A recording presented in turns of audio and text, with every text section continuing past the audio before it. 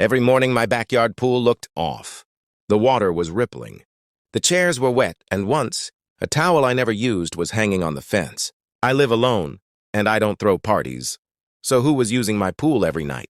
At first I blamed the wind or maybe a raccoon, but when the footprints started appearing, bare human footprints, leading from the water to my back gate, I knew something was seriously wrong.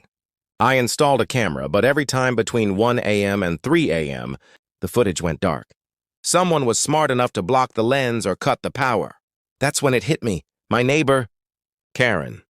She always joked about how cold her pool was, and how jealous she was of mine. Blonde, nosy, and always peeking through the fence. Still, I had no solid proof.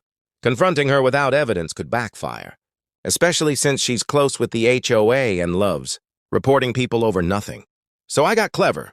I rigged the pool ladder with a clear, harmless dye that only shows under sunlight. I also placed a motion-triggered camera inside a fake garden gnome facing the pool. That night I stayed up and waited. At exactly 2:07 a.m., the motion alert pinged on my phone. I watched live as Karen, wearing a silver swimsuit, climbed into my pool like it was her own private spa. She swam for 20 minutes before slipping out quietly through the side gate.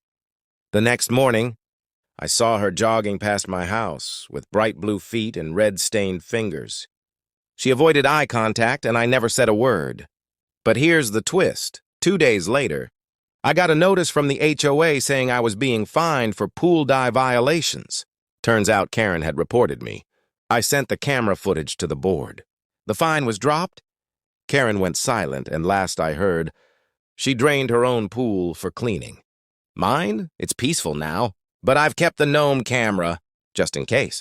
If your neighbor kept sneaking into your property, would you forgive them, or would you outsmart them like I did?